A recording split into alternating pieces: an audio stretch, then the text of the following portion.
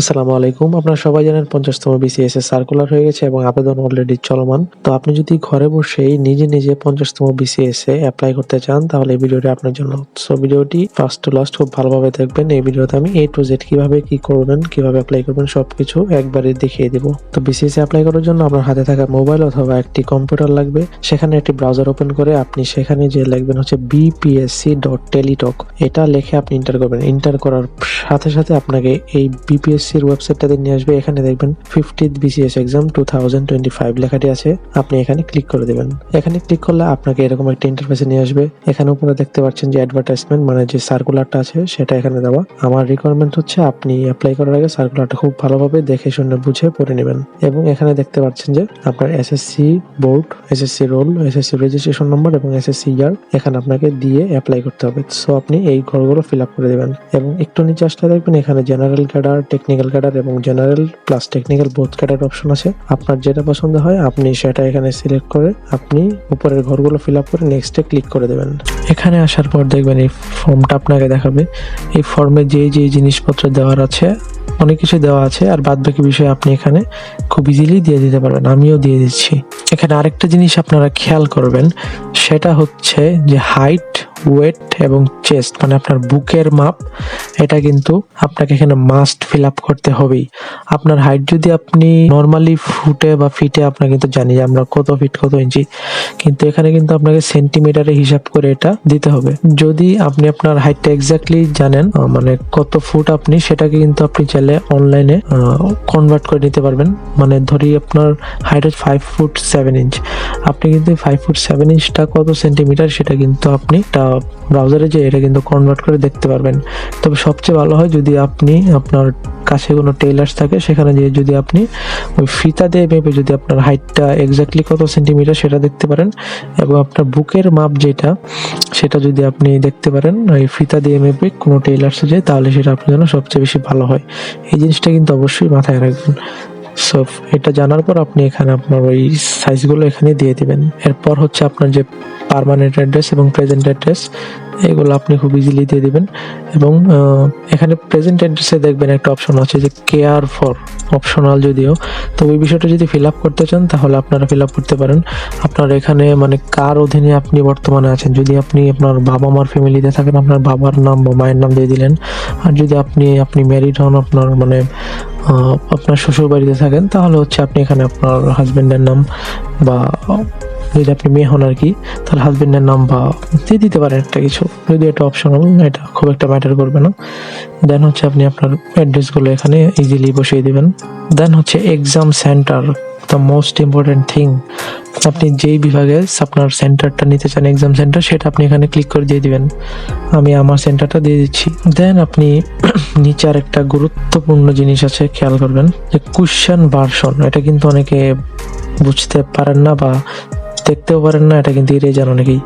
আপনার এখানে কি লেখা আছে, tick the box if you want English version question for preliminary test. যদি আপনি প্রিলিমিনারি পরীক্ষায় ইংলিশ ভার্সনে কোশ্চেন চান অবশ্যই এটাতে আপনি ক্লিক করে দেবেন। আর যদি না চান তাহলে এটা ভুলেও ধরবেন না, তো না ধরাই হয়তো বেটার হবে। দেন আপনি এখানে এটা ওকে করে দিবেন এবং নেক্সটে ক্লিক করবেন। দেন এখানে নেক্সট করার পর আপনার সামনে এই অপশনটা চলে আসবে যে এডুকেশনাল কোয়ালিফিকেশনস গুলো আপনি এখানে খুব সুন্দরভাবে সেট করে দেবেন। অলরেডি আপনার এসএসসিটা কিন্তু দেওয়া আছে, আপনি এইচএসসি, আপনার গ্র্যাজুয়েশন মানে অনার্স এবং যদি মাস্টার্স থাকে আপনি সেটা কিন্তু এখানে ইজিলি দিয়ে দিবেন। আপনি ফার্স্টে হচ্ছে এইচএসসিতে এক্সামিনেশনটা কি এটা দিবেন, বোর্ড সিলেক্ট করবেন, রোল দিবেন, রেজাল্ট দিবেন, গ্রুপ দিবেন, পাসিং ইয়ার দিবেন। গ্র্যাজুয়েশনে আপনার এক্সামিনেশনটা কি সেটা দিবেন, যেমন আপনি যদি বিএসসি করেন সেটা দিবেন বা অনার্স করলে অনার্স দিবেন, আর যদি বিবিএ করেন তাহলে আপনি আদার্স দিয়ে সেটা দিতে পারেন। দেন হচ্ছে আপনার ইউনিভার্সিটি নেম দিবেন, আপনার স্টুডেন্ট আইডি, এটা নতুন সংযোজন সম্ভবত, আপনার বিশ্ববিদ্যালয়ে থাকা অবস্থা আপনার আইডি কি ছিল সেটা আইডিতে দিবেন, আপনার সেশন দিবেন, আপনার রেজাল্ট দিবেন, আপনার পাসিং ইয়ার দিবেন, কোর্স ডিউরেশন নর্মালি 4 ইয়ার থাকে আপনি 4 ইয়ার দিবেন। আর যদি আপনার যে 2 বছরের যে একটাই থাকে pass course, degree pass course সম্ভবত ওইটা যদি থাকে ওটা এখানে দিবেন। দেন হচ্ছে আপনার রোল নাম্বার যেটা সেটা আপনি দিবেন, যদি এটা অপশনাল। দেন আপনার মাস্টার্সের ইনফরমেশনগুলো যদি থাকে আপনি এখানে ইজিলি দিয়ে দিতে পারবেন, যেটা অন্য সকল চাকরিতে আপনারা দিয়ে থাকেন।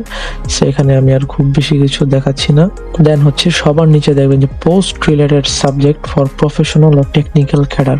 দেখেন আমার সাবজেক্ট যেটা সেটা অনুযায়ী হচ্ছে এখানে আমাকে একটা প্রফেশনাল বা টেকনিক্যাল একটা ক্যাডার দেখাচ্ছে, যে ফাইন্যান্স এডুকেশনাল সেক্টরে এডুকেশনাল ক্যাডার ফাইন্যান্সের একটা ক্যাডার দেখাচ্ছে। তো আপনার যদি অনার্সে ওরকম কোনো সাবজেক্ট থাকে যে আপনার টেকনিক্যাল ক্যাডার আছে, তো আপনি এখান থেকে এটা সিলেক্ট করবেন। এটা সিলেক্ট করে দেন আপনি নেক্সটে ক্লিক করবেন। নেক্সট ক্লিক করার পর দেখবেন আপনাকে ক্যাডার চয়েস অপশনের জন্য এই ইন্টারফেসটা আপনাকে নিয়ে আসবে। এখানে দেখছেন অনেকগুলো ক্যাডার আছে, আপনি আপনার পছন্দ মতো কিন্তু ক্যাডার চয়েস করতে পারবেন। আমি ভিডিও শুরুতে আপনাকে বলেছি আপনার ওই ছবি এবং সিগনেচার প্লাস হচ্ছে ক্যাডার চয়েস লিস্টটা আপনাকে সাথে নিয়ে কিন্তু অ্যাপ্লিকেশন করতে বসতে হবে। তো আপনার কাছে যদি একটা ক্লিয়ার আইডিয়া থাকে আপনি কোন ক্যাডার কোনটার পরে দিবেন, আপনি কিন্তু ইজিলি এটা অ্যাপ্লাই করে ফেলতে পারবেন বা এখানে চুজ করে দিতে পারবেন। আর যদি না পারেন তাহলে হচ্ছে, আর আমি আপনাকে লাইভ এমসিকিউ একটা পিডিএফ দিয়েছে ওনাদের অ্যাপে, আপনি লাইভ এমসিকিউ এর অ্যাপে যে পিডিএফ একটা সেকশন পাবেন, ওইখানে যেয়ে দেখবেন এই মানে ক্যাডার আপনি কিভাবে চুজ করবেন ওরা একটা মানে লিস্ট আপনাকে দিয়েছে কয়েক পেজের।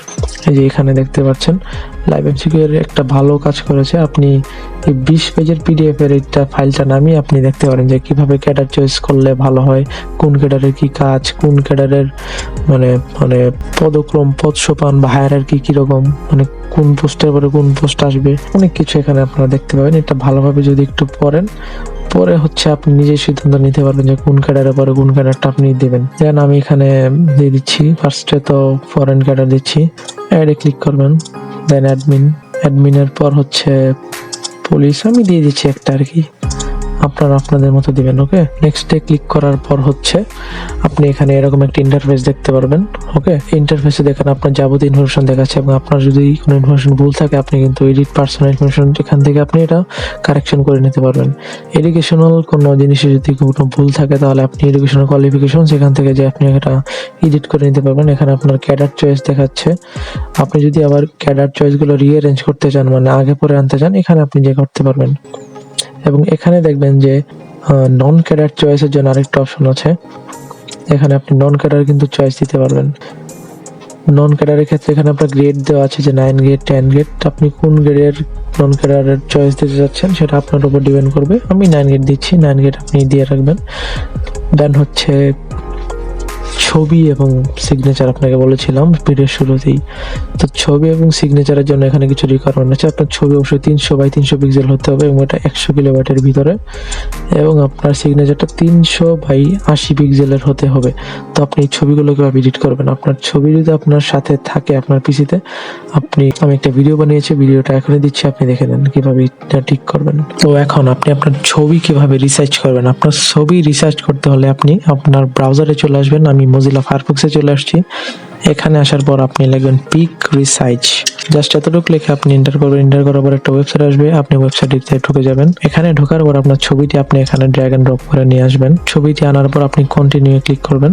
কন্টিনিউ ক্লিক করার পর আপনি একটু নিচে যাবেন, এখানে দেখবেন যে 50% স্মলার নামে একটা অপশন আছে, এখানে ক্লিক করবেন।